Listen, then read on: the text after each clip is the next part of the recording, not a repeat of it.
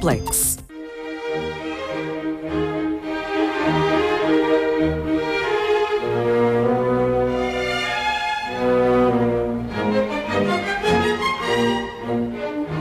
Casa Museu, Passos Canavarro, Santarém.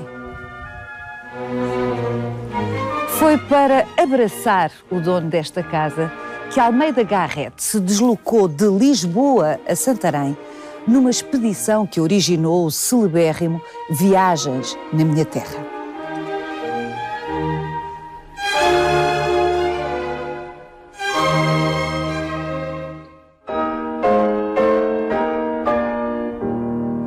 Foi neste lugar que Dom Afonso Henriques assentou depois de conquistar Santarém aos mouros, meses antes de os vencer em Lisboa.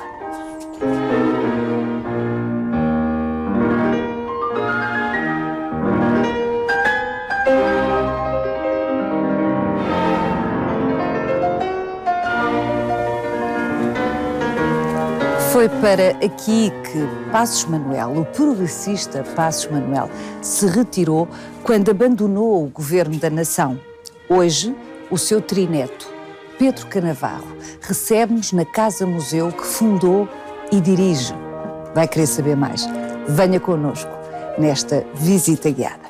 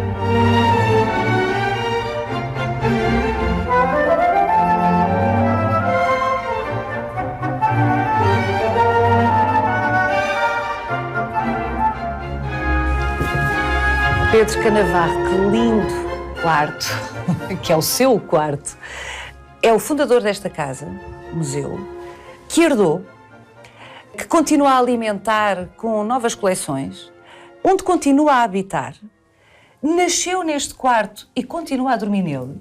Portanto, há aqui uma convergência de circunstâncias absolutamente excepcionais. E foi neste quarto, onde o Pedro Canavarro nasceu e onde continua a dormir, que Almeida Garrett pernoitou em julho de 1843.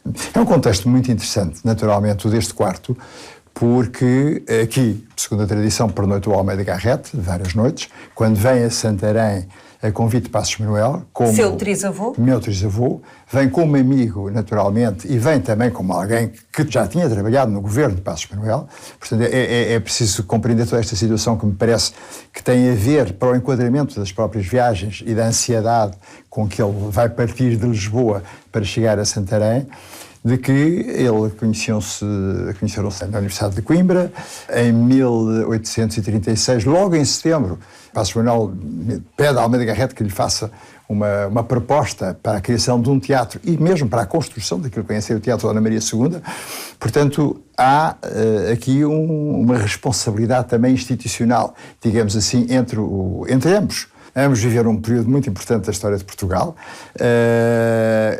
que foi curto, porque sabemos que em maio de 1837 deixa de ser ministro do Reino, mas logo a seguir casa, em 1838, compra esta casa em 1º de maio de 1841 e recebe Almeida Garrett em julho, estamos agora no mês de julho também, de 1843. E eu acho que é muito interessante esta proposta que o Passos Manuel faz a Garrett, convidando, e que ele aceita. De vir cá. De vir cá, e aceita, penso eu, porque Almeida Garrett era um erudito, Almeida Garrett era um diletante também, além de ser político, além naturalmente de ser poeta, além de ser dramaturgo, mas também era uma personagem com um caráter muito especial e queria conhecer o país real. Ao fim e ao cabo, todos nós mesmo quando somos adolescentes, nós viajamos no nosso quarto, não é? E todos nós pensamos à distância o que vamos ver, que é muito mais fácil e até por vezes muito mais simpático do que depois a realidade, que é o viajar propriamente dito e os incómodos que a viagem traz. E Almeida Garrett naturalmente sofre esses incómodos, enfim, mas muito interessado, subindo o Tejo até Vila Nova da Rainha e até a Zambuja, depois numa mula até Santarém, em julho que estaria naturalmente quente. Toma um café no Cartacho e passa pelo Vale de Santarém, como sabemos, para depois subir a ladeira até Santarém, na esperança de encontrar um pouco a essência da pátria, o patriotismo, que na altura era quase uma religião. O que o Pedro Canavarro, no fundo, está a dizer-nos é que Viagens na Minha Terra é feito a partir do convite que o seu trisavô faz a Almeida Garrett de o visitar. Viagens na Minha Terra não é mais, e é tudo isso, que uma viagem entre Lisboa e Santarém. É uma viagem que se torna extremamente importante, até para esta casa, porque de certa maneira imortaliza esta casa quando ele a descreve nas Viagens da Minha Terra, e ele tinha a noção de que essas viagens iam ficar talvez na memória do povo português, se tivesse tão educado na memória da nação, imortaliza, e tanto mais com as Viagens da Minha Terra se inicia o período da literatura romântica, e é isso que ele vem aqui procurar, vem procurar essa grandeza já não existente, e vem numa fase que realmente é de grande decadência, não é? Porque já se tinha dado a Guerra Civil, o miguelismo tinha sido afastado em 1834, o setembrismo estava praticamente a acabar entre 1840 e 45, e portanto Santarém é uma belíssima imagem para termos, chamemos assim, deste percurso de viagem que ele faz de Lisboa até aqui, porque Santarém, como ele explana tão bem na chegada ao Campo Fora de Vila, em que vê mosteiros, os mosteiros dos dominicanos, os mosteiros dos franciscanos, que é de uma beleza romântica extraordinária ao final do dia, mas que, quando entra em algum deles, o que encontra são palheiros ou são cavalariças. É preciso esquecer que as ordens religiosas tinham terminado, entretanto. E, portanto, está tudo num certo abandono. Ele praticamente não registra o ver gente, o ver comércio. E vem à procura desta casa, colada à colegiada, que também é um desapontamento para ele, não é? E à procura daquilo que eram os Passos de Afonso Henriques, onde o Passos Manuel o iria receber, um homem com ideias democráticas, como ele diz, não é? Que vem do Minho, do berço da nação, e que se instala no antigo Alcaçar, chamemos-lhe assim, de Afonso Henriques. São dois idealistas entristecidos e nostálgicos que se encontram aqui nesse julho de 1843. Passos Manuel, o seu trisavô, e Almeida Garrett. Vamos ouvir a passagem de Viagens na Minha Terra, que menciona expressamente, mais do que a casa, este quarto. Acordei no outro dia ao repicar incessante e apressurado dos sinos da Alcáçova. Saltei da cama, fui à janela e dei com o mais belo, o mais grandioso e ao mesmo tempo o mais ameno quadro em que ainda pus os meus olhos. No fundo de um largo vale aprazível e sereno está o sossegado leito do Tejo.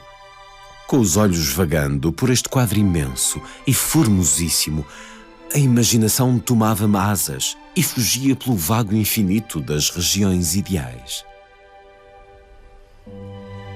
Pedro Canavarro, quando Almeida Garrett salta da cama, a expressão é dele, saltei da cama e abre a janela, eu compreendo que ele tenha ficado esmagado com esta paisagem que se mantém incólume. Exato. É a mesma? É a mesma que ele viu, e daí percebe-se que ele tenha ficado tão entusiasmado com esta paisagem, porque no fundo, como romântico, tudo isto é uma motivação, enfim, à luz, aos sons, às cores, ao pôr do sol aqui, ao nascer. A ligação à natureza, a ligação não é? à natureza que é imensa e que, portanto, é um esteio do romantismo, essa A ternura com a ligação. ruralidade. A ternura com a ruralidade, mas depois, ao mesmo tempo, é a saudade que se sente olhando para a paisagem. É o querer estar dentro dela, mas não se está. É uma certa angústia de querer participar mais na renovação da própria natureza. E depois, é como ele diz também, em determinada altura, a esperança é pouca já, não é? Porque queremos muito, queremos realmente conquistar, integrar. E aqui é muito propício todos esses sentimentos. E a ancestralidade. E a ancestralidade. Deste lugar, leia-se Santarém, não é? É também fantástico, porque nós estamos entre panos de muralha, estas construções, portanto, muralha e castelo que é conquistado por Afonso Henriques, em 1147, não é? E, portanto, Santarém era a vila, como há bocadinho dizia, a princesa das nossas vilas, como dizia o Almeida Garrett, tinha, em primeiro lugar, assento das cortes e era uma cidade muito rica. Era muito rica não só pela própria agricultura, muito rica na quantidade de feiras que tinha, muito rica, sobretudo, nos monumentos de ordem mendicante, ou seja, das ordens religiosas, que eram variedíssimas, que estavam em Santarém. E Santarém é preciosa no gótico mendicante. A Bela Rosácea da Graça. Há muito quem diga, aliás, colegas do Pedro Canavarro, que é também um eminente professor em História da Arte, que a Igreja da Graça é o melhor gótico que existe em Portugal, a seguir ao Mosteiro da Batalha. Bom, ela é muito influenciada pelo Mosteiro da Batalha, mas é sobretudo extraordinário como é que foram capazes de, num desnível de terreno, construir, e sobretudo vê-se na altura do transepto, toda a arquitetura que foi necessária para esplanar aquela construção graciana. Mas há São Francisco, que também pelos seus capitéis vegetalistas no Baixo Coro são dos melhores a nível da nossa escultura, porque Santarém, independentemente do gótico, que é muito válido, o gótico mendicante, como é evidente, e é o nosso gótico português, mas tem aspectos muito interessantes a nível do manuelino, a nível decorativo, também da Renascença, uma Renascença influenciada por Tomar, mas também com muita expressão, e sobretudo depois o maneirismo e o barroco.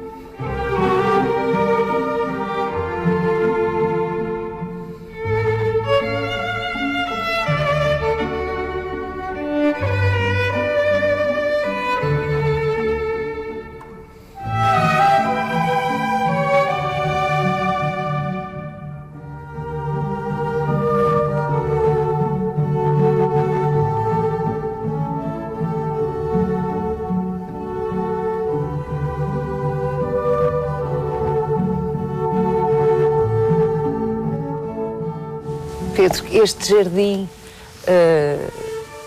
de claustro. Um romântico imagina as arquiteturas de que está num claustro. Mas é um espaço muito intimista, é um espaço que está marcado, de resto, por um dos lados deste jardim ser a cabeceira, onde se situa o altar-mor de Santa Maria de Alcáçova. Santa Maria de Alcáçova, fundada por Dom Afonso Henriques, logo após a conquista, de resto entregue à Ordem dos Templários, e Afonso Henriques, segundo a tradição... Estamos em 1147. Há informações na crónica de Dom Afonso Henriques, enfim, em vários livros da história de Portugal do Alexandre Herculano, que falam realmente de que este espaço teria sido habitação durante curto tempo. Porquê? Porque Afonso Henriques rapidamente percebe que está numa zona, num monte, estamos nós a 107 metros acima do nível do mar, amuralhada, com escarpas a toda a volta, separada da vila, por um isto, de certa maneira. Hoje há uma avenida que liga, mas não existiu só no final do século XIX, e portanto ele imediatamente percebeu que tinha que se construir um castelo do outro lado da vila, que não tinha proteção. Portanto, há toda uma tradição, e essa mesma tradição, quando esse castelo já é uma realidade com Dom Sancho I, todos os reis que durante a primeira dinastia e a segunda, até Dom João II, vêm a Santarém e vêm visitar e instalam-se ali. E vêm, isso é que é interessante, em procissão, até aqui à Igreja de Santa Maria de Alcáçova, celebrar um Tedéu da ação de graças pelo seu reinado. Ou seja, vem ao espírito do lugar, como hoje se diz, não é? Vem, portanto, procurar a parte mais antiga, aquela que foi conquistada aos infiéis, ao fim e ao cabo. E por isso foi sempre considerado este espaço como local do Espaço Afonso Henriques. Assim diz Almeida Garrett quando aqui chega e diz aqui uma portinhola estreita, é por aqui com certeza, e chegamos aos Espaços Afonso Henriques, embora não haja qualquer referência aos espaços visualizada. Sim, não há nada que o Pedro Canavarro nos possa apontar como contemporâneo. Nada visível. É século XIX, que é construções do Paço Manuel, é evidente. Acha que o seu trisavô, Manuel da Silva Passos, celebrizado e ficou para a história como Passos Manuel, acha que ele se interessou por esta casa, por esta propriedade no século XIX, ainda na primeira metade do século XIX, porque estava associada a essa história, à reconquista desta povoação, no fundo à fundação de Portugal? Eu penso que isso deve ter tido algum sentido nessa compra, porque estes espaços foram sempre espaços do domínio da coroa até Dom Manuel.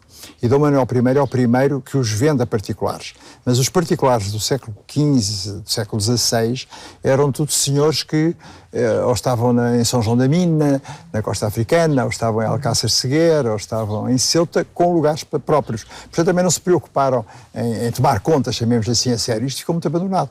Até chegar às invasões francesas, em que, portanto, a partir de 1810, como a Sena, realmente queimaram todas as edificações que havia na Alcáçova Velha, porque depois passa a chamar-se Alcáçova Nova, onde está o castelo, onde hoje é o Colégio dos Jesuítas e a sede de Santarém. Portanto, eu acho que Passos Manuel, quando vem comprar estas ruínas e assentar aqui a sua família, é capaz de ser um bocadinho com esse sentimento de ir às raízes da nação, de ir a essa recordação histórica de uma conquista fundamental, porque esta é a última colina antes de chegarmos a Lisboa, no mesmo ano em que se conquista Sintra, em outubro, e Lisboa, em outubro. Portanto, é o controle da margem direita do Tejo e daqui olharmos o Alentejo. Mas penso que estes aspectos devem ter sido decisivos nesta instalação de um político que se sente desiludido e que vai, também como Garrett, à procura da essência, à procura dos valores originais. E, portanto, acha que aqui pode receber os seus compatriotas e discutir política. Como vamos até à galeria chamada de Passos Manuel, justamente, que o Pedro Canavarro, fundador da Casa Museu Passos Canavarro, criou como memórias do seu trisavô. Exatamente. E que são memórias da história de Portugal.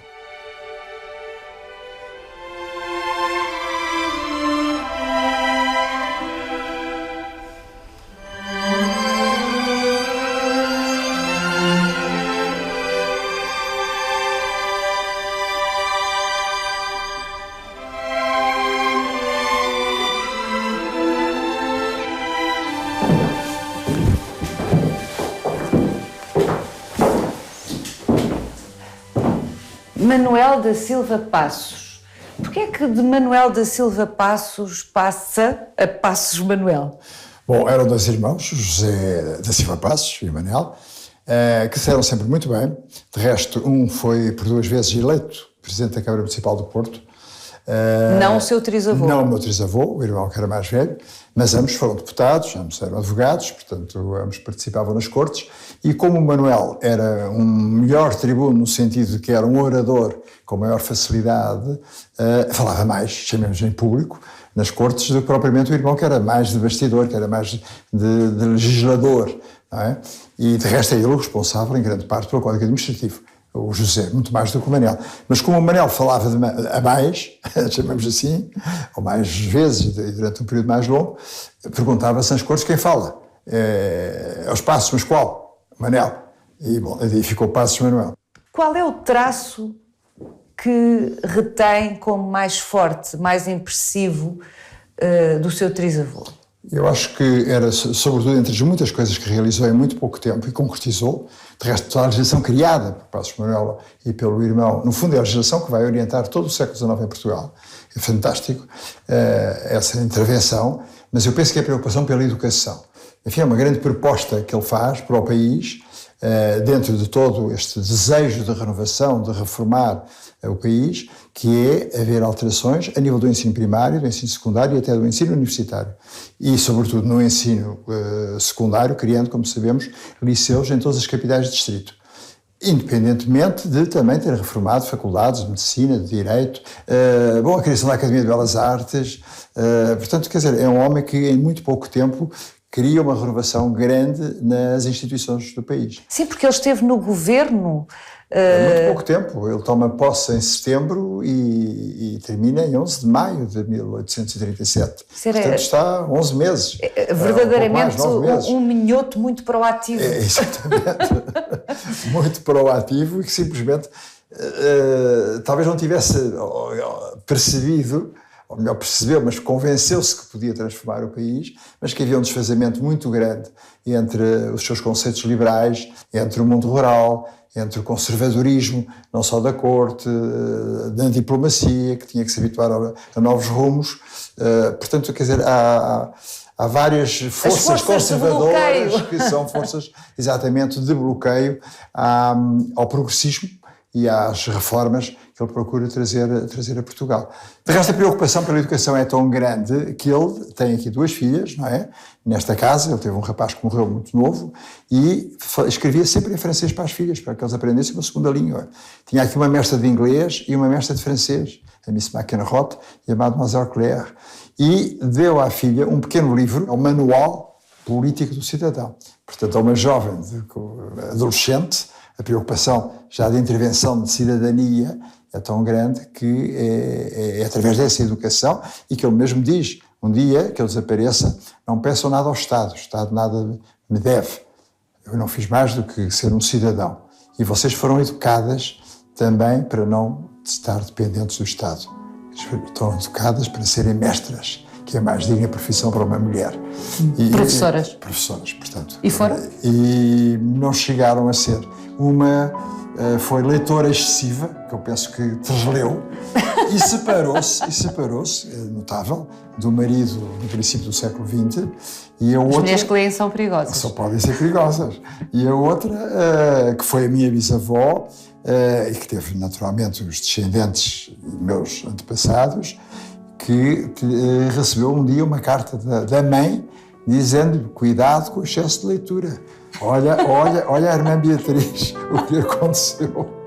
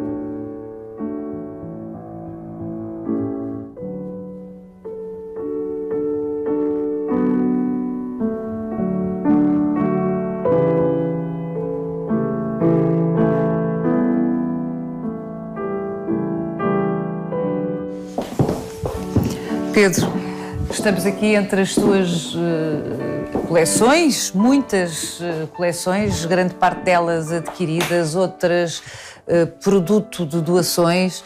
É um mundo. Pintura, escultura, máscaras, mobiliário, tecidos, objetos, enfim. Mas a estas duas pinturas, precisamente, com os respectivos estudos em desenho, eu gostava que me falasse delas. Elas entusiasmam, de facto. E isso tem uma história já antiga, porque foi das primeiras compras que eu fiz com algum significado em Tóquio. Tinha acabado de chegar ao Japão, tiveram expostas numa galeria no Japão, que me deu um orgulho enorme de ser muito jovem, tinha 28 anos. Anos 60? Nos anos 60, portanto isto era exatamente em 68, e é do pintor Hirosuke Watanuki, japonês, claro, e que pinta estas senhoras, estavam ali os estudos e depois aqui o trabalho final. E eu na altura comecei atento a perguntar, bom, mas as senhoras eu acho muito interessante e gosto muito, mas elas já são japonesas. E eu disse, pois não, é de uma amiga minha de Barcelona, catalã, que eu gosto especialmente de Barcelona. E vou-te dizer uma coisa que não disse a ninguém e também sou o primeiro a fazê-lo, que é interromper um ato sexual para pintar o antes e o depois. Mas nunca te direi qual é o antes nem o depois, até hoje. Portanto, este conjunto é o antes e o depois. E cada um que imagina... Imagina a colocação que deve dar. E antes de estar aqui exposto, coloquei de diversas maneiras. Mas depois, quando museologicamente organizei este espaço, coloquei-os assim. Não sei se coloquei bem ou não, mas é uma proposta. Em todo o caso, enfim, fica ao critério de cada um decidir o que é antes e o que é depois. Pedro Canavarro, esta história remete-nos desde logo para o Japão. A sua estada no Japão foi importante para si? Foi muito importante para mim. Eu penso que foi das coisas mais importantes que me aconteceram na vida, porque era muito novo, portanto tinha acabado de fazer 28 anos. Lecionei nas 4 principais universidades japonesas, a língua portuguesa, portanto criei o leitorado de Portugal em Tóquio e permitiu-me, durante a estadia no Japão, apaixonar-me pelo Japão, que por vezes não é fácil, mas a paixão vem sobretudo através do detalhe. Quando descobrimos com o tempo algum detalhe, esse detalhe torna-se fundamental e inesquecível. Precisamos é depois sairmos do Japão com muita tristeza e voltarmos para percebermos que não pertencemos àquela cultura. Podemos ser bons embaixadores da cultura japonesa, neste caso em particular, fora, mesmo aqui no caso, em Portugal, até porque criei a Associação de Amizade Portugal-Japão, mas é preciso voltar para perceber que não pertencemos, porque a tentação é ficar, a tentação é um bocadinho a Venceslau de Moraes, mas também é preciso não esquecer que Venceslau de Moraes, embora casando com 2 japonesas, cada uma da sua vez, exato, é óbvio, ainda era, de certa maneira, apedrejado e pouco considerado nas vésperas da sua morte. Portanto, é difícil essa penetração do Japão. E, portanto, a possibilidade de comprar objetos, na altura não havia os perigos que há hoje, os objetos ainda eram relativamente baratos, e eu, sobretudo, pensava adquirir coisas para que um dia esta casa, à qual sempre me liguei excepcionalmente desde muito novo, não só como fonte de inspiração, pela natureza também, como há pouco falávamos, pela importância de Santarém como cidade, que achei que também sempre, historicamente, é um enquadramento que nos permite ter berço e poder, com berço, voarmos. Então, sobretudo hoje, no mundo global em que estamos. Quer dizer, eu não tenho soubermos medo, quem somos. Soubermos quem somos. Se conhecermos o nosso chão. Exatamente, é preciso ter chão. E foi isso que eu sempre procurei, foi cada vez enriquecer mais esse chão.